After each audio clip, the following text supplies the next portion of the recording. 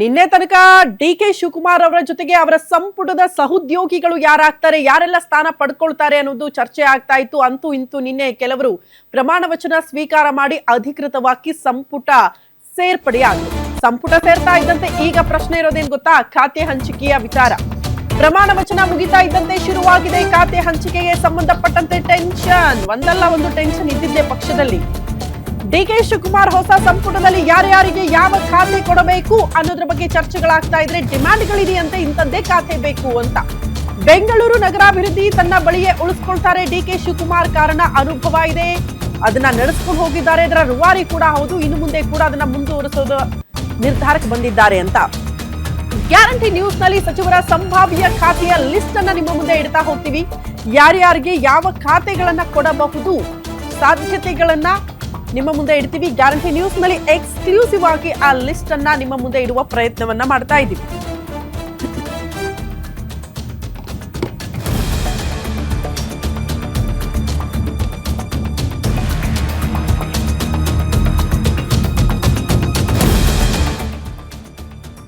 ಹಾಗಾದ್ರೆ ಯಾರ್ಯಾರಿಗೆ ಯಾವ ಖಾತೆ ಹಂಚಿಕೆ ಆಗಬಹುದು ಅನ್ನೋದಕ್ಕೆ ಸಂಬಂಧಪಟ್ಟಂತೆ ಗ್ಯಾರಂಟಿ ನ್ಯೂಸ್ ಎಕ್ಸ್ಕ್ಲೂಸಿವ್ ಆಗಿ ಆ ಲಿಸ್ಟ್ ಅನ್ನ ನಿಮ್ಮ ಮುಂದೆ ಇಡ್ತಾ ಇದೆ. ಡಿ.ಕೆ. ಶಿವಕುಮಾರ್ ನೂತನ ಮುಖ್ಯಮಂತ್ರಿಗಳು.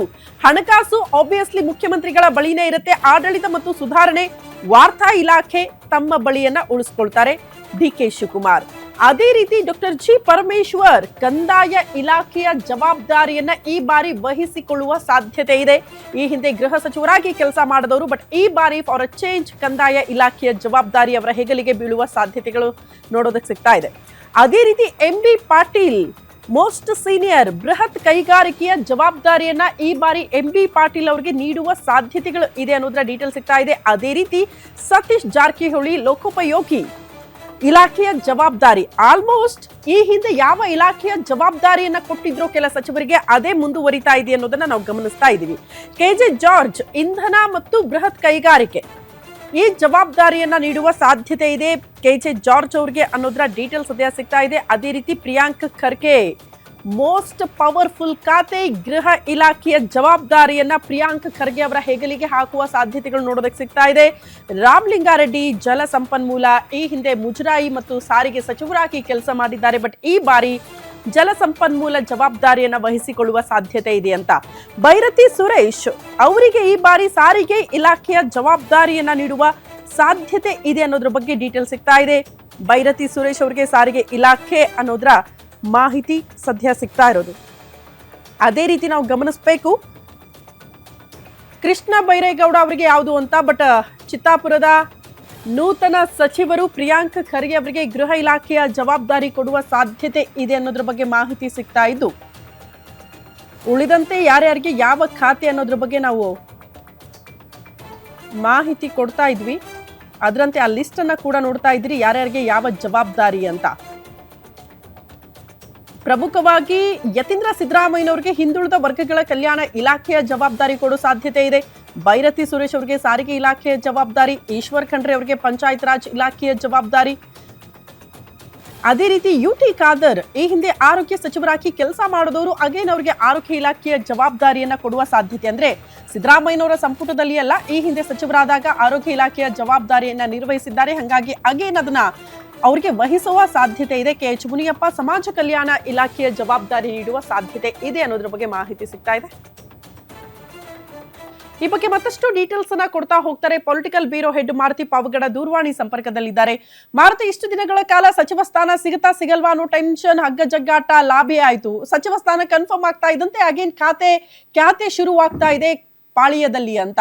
ಸೊ ಯಾರ್ಯಾರಿಗೆ ಯಾವ್ಯಾವ ಖಾತೆ, ಯಾವ ರೀತಿಯ ಸಾಧ್ಯತೆಗಳು ಇದೆ ಅಂತ ಈ ಬಾರಿ? ಕೃಷಿ ಸಚಿವರಾದ ತಕ್ಷಣ ಪ್ರಬಲ ಖಾತೆಗಳು ನಮಗೆ ಬೇಕು ಅನ್ನುವಂತಹ ಒಂದು ಒತ್ತಾಯವನ್ನ ಮುಖ್ಯಮಂತ್ರಿ ಡಿ.ಕೆ. ಶಿವಕುಮಾರ್ ಅವರ ಮೇಲೆ ಹಲವು ಪ್ರಬಲ ಹಿರಿಯ ಸಚಿವರು ಕೂಡ ಆಗ್ತಾ ಇರುವಂತದ್ದು. ಹೀಗಾಗಿ ಹಿಂದೆ ಇದ್ದಂತಹ ಕೆಲವು ಸಚಿವರು ಅದೇ ಇಲಾಖೆಗಳನ್ನ ಮುಂದುವರಿಸಿ ಅನ್ನುವಂತ ಒಂದು ಸಲಹೆಯನ್ನು ಕೂಡ ಮುಖ್ಯಮಂತ್ರಿ ಡಿ.ಕೆ. ಶಿವಕುಮಾರ್ ಅವರು ಕೊಟ್ಟಿದ್ದಾರೆ ಅನ್ನುವಂಥದ್ದು. ಆದ್ರೆ ಕೆಲವರು ನಮ್ಗೆ ಆ ಇಲಾಖೆಗಳು ಬೇಡ ಅಂತ. ಈಗ ಕೃಷ್ಣ ಬೈರೇಗೌಡರು ನನಗೆ ಕಂದಾಯ ಇಲಾಖೆಯನ್ನೇ ಮುಂದುವರಿಸಿ ಇನ್ನೆರಡು ವರ್ಷಗಳ ಕಾಲ ಅದರಲ್ಲಿ ಬೇರೆ ಬದಲಾವಣೆಗಳನ್ನ ತರಬೇಕಾಗಿರುವಂತಹ ಒಂದು ಪರಿಸ್ಥಿತಿಯಲ್ಲಿ ನಾನು ಇದ್ದೀನಿ. ಈ ಹಿಂದೆ 3 ವರ್ಷಗಳ ಕಾಲ ಕಂಪ್ಲೀಟ್ ಆಗಿ ಆ ಇಲಾಖೆಯನ್ನ ಒಂದು ಸುಸೂತ್ರ ದಾರಿಗೆ ತಂದಿದ್ದೀನಿ ಅನ್ನುವಂತ ಒಂದು ಮನವಿಯನ್ನು ಮಾಡ್ಕೊಂಡಿದ್ರೆ, ಆದ್ರೆ ಅದು ಸಿದ್ದರಾಮಯ್ಯ ಅವರಾಗಿರ್ಬೋದು, ಕಾಂಗ್ರೆಸ್ ಹೈಕಮಾಂಡ್ ಆಗಿರ್ಬೋದು, ವರ್ಷ ಡಿ ಕೆ ಶಿವಕುಮಾರ್ ಅವರಾಗಿರ್ಬೋದು, ಸಿದ್ದರಾಮಯ್ಯ ಅವರಾಗಿರ್ಬೋದು, ಕಾಂಗ್ರೆಸ್ ಹೈಕಮಾಂಡ್ ಆಗಿರ್ಬೋದು, 3 ವರ್ಷ ಕೃಷ್ಣ ಬೈರೇಗೌಡರು ಅದರಲ್ಲಿ ಸುದೀರ್ಘವಾಗಿ ಕೆಲಸ ಮಾಡಿರೋದ್ರಿಂದ ಬೇರೆ ಇಲಾಖೆಯನ್ನ ವಹಿಸಿ ಅನ್ನುವಂತಹ ಒಂದು ರೀತಿಯಲ್ಲಿ ಸಲಹೆಗಳು ಬಂದಿರುವಂತದ್ದು. ಈಗ ಕೃಷ್ಣ ಬೈರೇಗೌಡರಿಗೆ ಬೆಂಗಳೂರು ಅಭಿವೃದ್ಧಿ ಕೊಡೋದಕ್ಕೆ ಮುಖ್ಯಮಂತ್ರಿ ಡಿ ಕೆ ಶಿವಕುಮಾರ್ ಅವರು ಚಿಂತನೆ ನಡೆಸಿದ್ದಾರೆ ಅನ್ನುವಂತ ಒಂದು ಮಾಹಿತಿ ಸಿಕ್ಕಿದೆ. ಮತ್ತೊಂದು ಕಡೆ ರಾಮಲಿಂಗಾರೆಡ್ಡಿ ಅವರು ಸಾರಿಗೆ ಇಲಾಖೆಯನ್ನ 3 ವರ್ಷಗಳ ಕಾಲ ಕಂಪ್ಲೀಟ್ ಆಗಿ ನಿಭಾಯಿಸಿದ್ದಾರೆ. ಆದ್ರೆ ಈ ಬಾರಿ ಬೆಂಗಳೂರು ಅಭಿವೃದ್ಧಿ ಖಾತೆಯನ್ನ ಕೊಡಿ ಅಂತ ಸ್ವತಃ ಅವರೇ ಕೇಳ್ತಾ ಇದ್ದಾರೆ.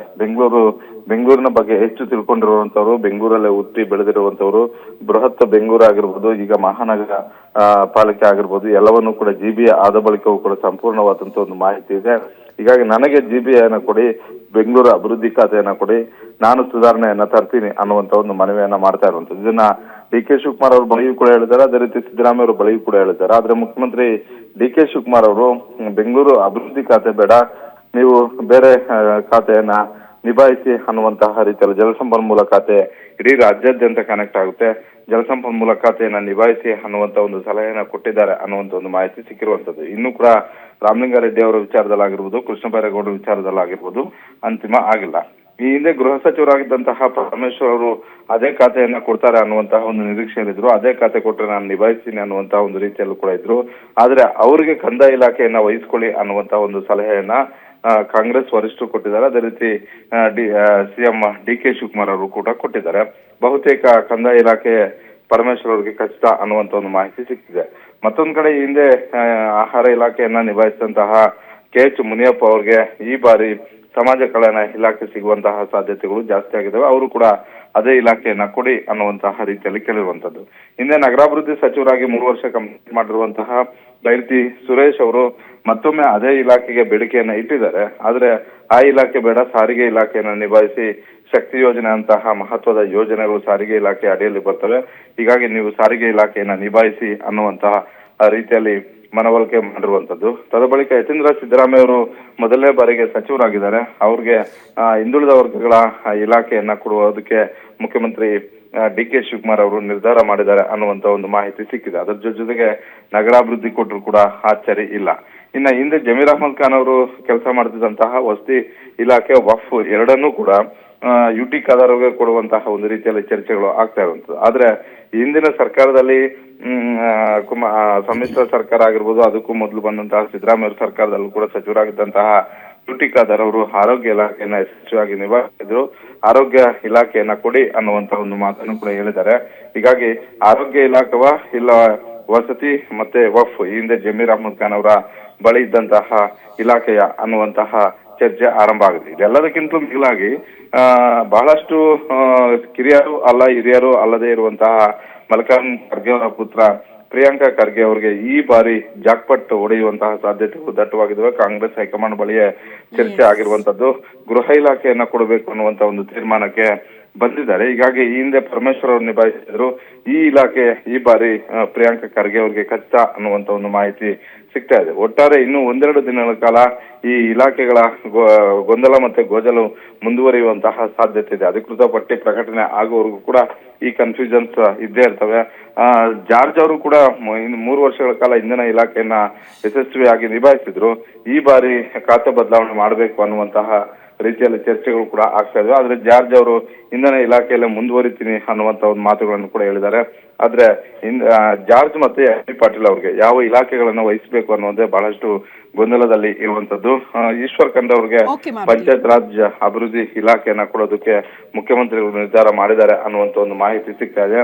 ಬಹುತೇಕ ಜಾರ್ಜ್ ಬಳಿ ಇದ್ದಂತಹ ಇಂಧನವನ್ನ MP ಪಾಟೀಲ್ ಅವ್ರು ಕೊಡ್ಬೋದು. MP ಪಾಟೀಲ್ ಅವರು ಬಳಿ ಇದ್ದಂತಹ ಬೃಹತ್ ಕೈಗಾರಿಕಾ ಅಭಿವೃದ್ಧಿ ಇಲಾಖೆಯನ್ನ ಜಾರ್ಜ್ ಅವ್ರಿಗೆ ಕೊಡುವಂತಹ ಸಾಧ್ಯತೆಗಳು ಬಹಳಷ್ಟು ದಟ್ಟವಾಗಿ ಕಾಣಿಸ್ತಾ ಇದಾವೆ. ಇನ್ನು ಕೂಡ ಈ ಎಲ್ಲ ಇಲಾಖೆಗಳನ್ನು ತೆಗೆದುಕೊಳ್ಳುವ ವಿಚಾರದಲ್ಲಿ ಸಚಿವರ ನಡುವೆ ಪೈಪೋಟಿ ಏರ್ಪಟ್ಟಿದೆ ಅಂತ ನೋಡೋಣ ಮಾರುತಿ, ಏನಾಗುತ್ತೆ, ಯಾರ್ಯಾರಿಗೆ ಯಾವ ಖಾತೆ ಹಂಚಿಕೆ ಆಗುತ್ತೆ ಅಂತ. ಧನ್ಯವಾದಗಳು ತಮ್ಮೆಲ್ಲ ಮಾಹಿತಿಗೆ.